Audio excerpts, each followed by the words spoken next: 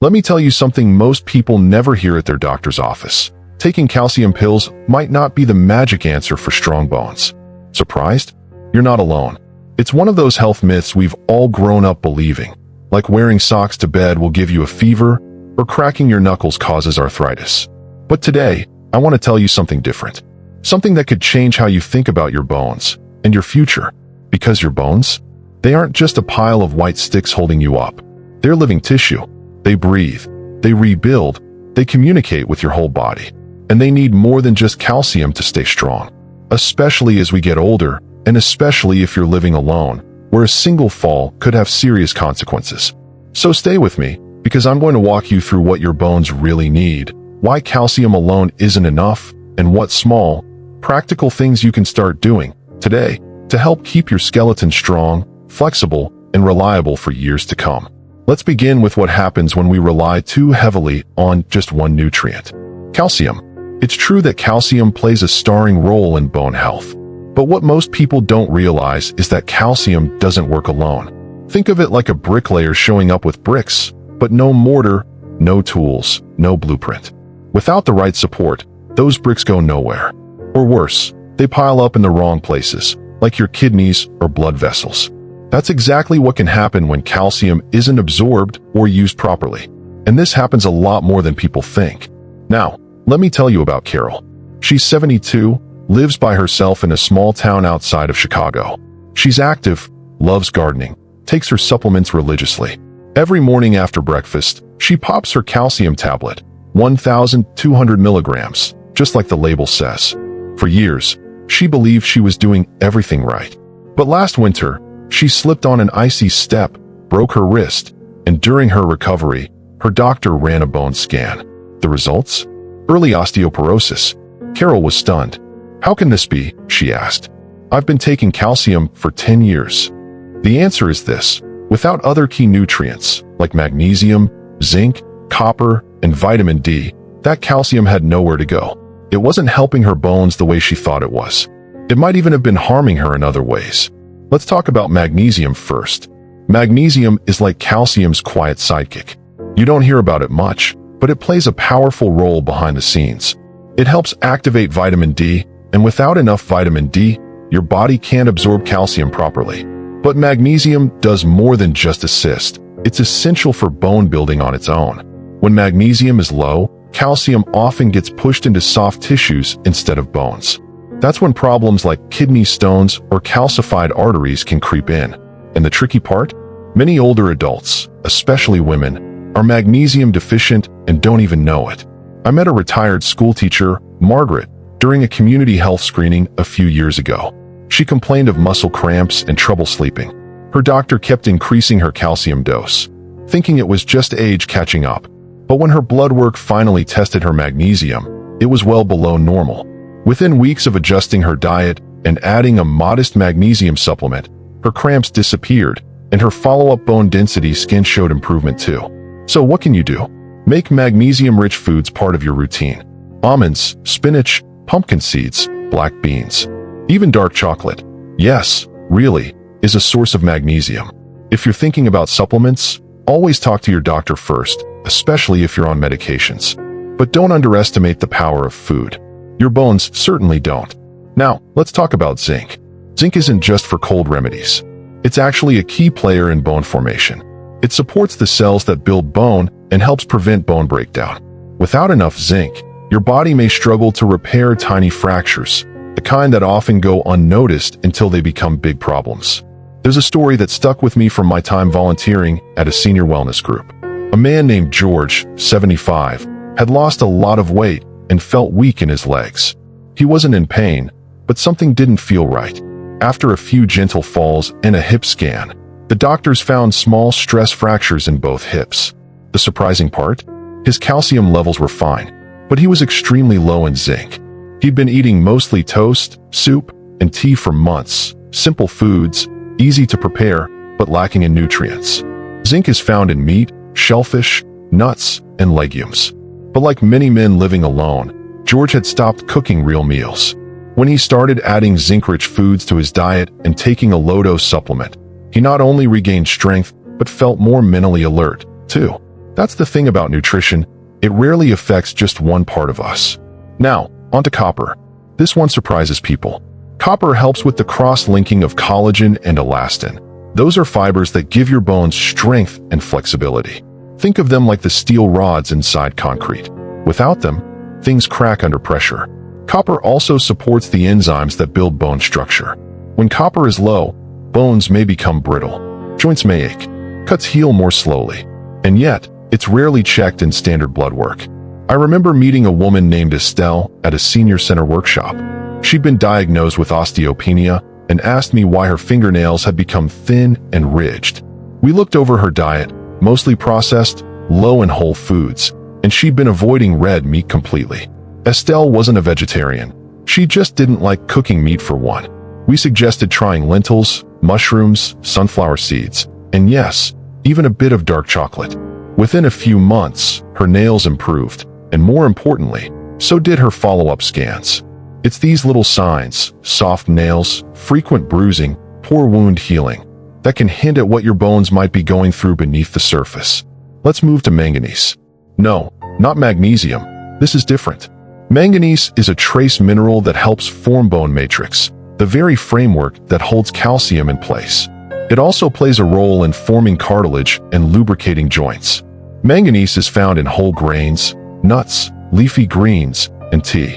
Most people get enough if their diet is varied, but that's the challenge, isn't it? When we're cooking just for ourselves, it's easy to fall into patterns. Same breakfast, same 3 dinners. And if that pattern lacks diversity, bones quietly suffer. That's why I often suggest what I call the color rule. Aim to put at least 3 colors on your plate. If you're seeing beige and white every day, your bones are probably craving more. Before we wrap this part up, let me circle back to something important. Bones don't just get weak overnight. It's a slow, silent process. We don't feel our skeleton thinning, but one day, it's a fractured rib from a tight hug, or a broken wrist from catching a door. And suddenly, everything changes. That's why prevention matters. That's why understanding the full picture, not just calcium, can be life-changing. So far, we've talked about magnesium, zinc, copper, and manganese. And we've heard from real people, Margaret, George, Estelle, who learned, sometimes the hard way, that bones need more than what's written on a supplement bottle. In the next part, we'll dive deeper.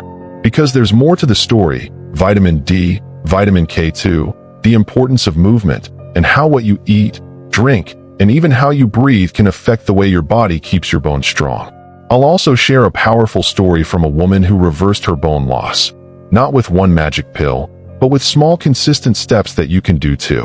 But before we go there, take a moment to think about your daily habits. Are you feeding your bones what they truly need? And if you've ever had a fall, or you're worried about one, I want you to know, you're not alone. There's real power in knowledge, and even more in community. If this has sparked something in you, maybe a memory or a question, I'd love for you to share it in the comments. Have you tried adding magnesium or zinc to your routine? What foods make you feel strong? And if this message felt helpful, pass it on. Like, share, and subscribe, not for numbers, but because someone you know might need this, too. Now, when you're ready, let's move into the next part, where we explore even deeper what it takes to build and protect your bones for the long run. Great, let's pick up right where we left off. We just finished talking about magnesium, zinc, copper, and manganese, the lesser-known but deeply essential nutrients your bones rely on. Now we're going to dive even deeper. No hard transitions. No textbook lessons. Just a quiet, steady conversation about your body and how to take care of it, especially when you're living on your own and your health really is in your hands. Let's keep going. Now, you might be wondering, okay, so if calcium isn't the whole story, what else have I missed? The answer is quite a bit. But don't worry, none of it is overwhelming. In fact, a lot of what your bones need might already be sitting quietly in your kitchen. Let's talk about vitamin D. Vitamin D is like the gatekeeper. Without it, calcium just sits in your gut. It doesn't move into the bloodstream, and certainly not into your bones. Think of vitamin D as the person who unlocks the door and lets calcium inside. And yet, it's estimated that more than half of older adults are deficient in it, especially if you live in a place with long winters or if you avoid the sun. And who could blame you? We're told to stay out of the sun to protect our skin, and we should, but at the same time, Our skin makes vitamin D from sunlight. It's a tricky balance. I once met a woman named Shirley, 80 years old, lived alone in an apartment with heavy curtains. Her doctor found that her vitamin D levels were critically low. She hadn't been outside much because she was afraid of falling on uneven sidewalks. Totally understandable. But that lack of sun, combined with a diet low in oily fish or fortified foods, meant her body wasn't absorbing the calcium she thought she was getting. Her bones were starving, quietly. What helped Shirley wasn't just supplements. It was gentle movement outdoors, 10 minutes a day, even just sitting on a bench in the morning light. That tiny habit became her daily ritual, a cup of tea, a warm scarf, and some sunlight. Her next blood test? Vitamin D levels up. Her balance and confidence improved. Sometimes the solutions are small, but they make a big difference. Now let's bring in another key player, vitamin K2. You might not have heard of it. It doesn't get much press. But this little vitamin works like traffic control. While vitamin D helps calcium enter the bloodstream, vitamin K2 directs that calcium to the bones and keeps it out of the arteries. Without enough K2, calcium can build up in the wrong places. That's why some people taking high-dose calcium supplements without K2 end up with stiff joints or even artery problems over time. I knew a retired nurse named Helen who shared this exact story. She had been taking calcium and vitamin D for years, doing everything right, but her doctor found signs of early arterial calcification. It wasn't until a nutritionist added K2 to her plan that things started shifting. Within months, her inflammation markers went down. She said her knees felt younger, and she started dancing again, just once a week, but that joy was worth everything. Where can you find K2? It's in certain fermented foods, like natto, a Japanese soybean dish. But let's be honest, not everyone's excited about eating fermented beans. It's also found in aged cheeses, liver, egg yolks, and certain supplements. Again, this isn't about becoming a gourmet chef. It's about small changes. A slice of good cheese, a soft-boiled egg, a little variety on your plate. And speaking of movement, let's talk about exercise. You might think bones are passive, just support beams. But bones are living tissue, and they respond to pressure. They need it. That's why people who are bedridden or inactive lose bone mass so quickly. But here's the good news. The pressure doesn't have to be intense. You don't need a gym membership or fancy equipment. Just walking, lifting a couple soup cans, gentle stair climbing, even balancing on one leg while brushing your teeth can stimulate the bone cells in your hips and legs. I remember a woman in her mid-60s named Teresa. She'd always been afraid of strength training, thought it was for young people or athletes.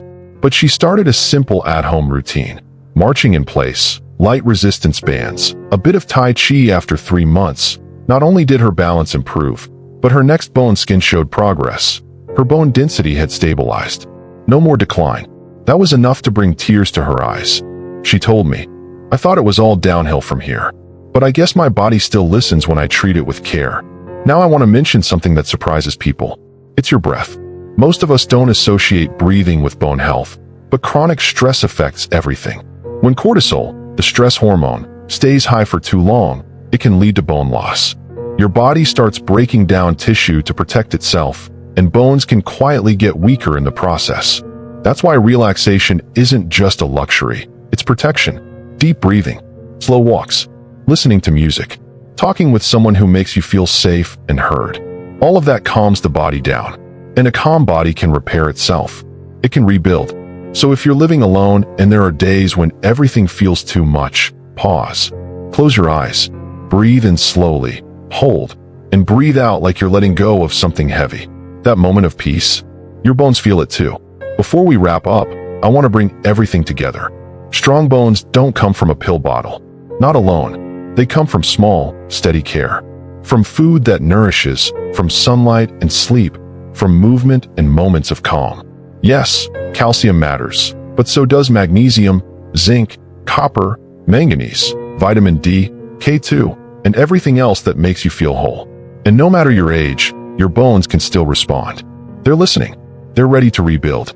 All you have to do is give them the tools. You don't have to do this alone. Even if you live by yourself, you can be part of a community of people who are learning, sharing, and caring for themselves together. So, if something in this video spoke to you, if you saw a little of yourself in Shirley, or Helen, or Teresa, I'd love to hear about it. Leave a comment, share your story, or just say hello, because your voice matters here.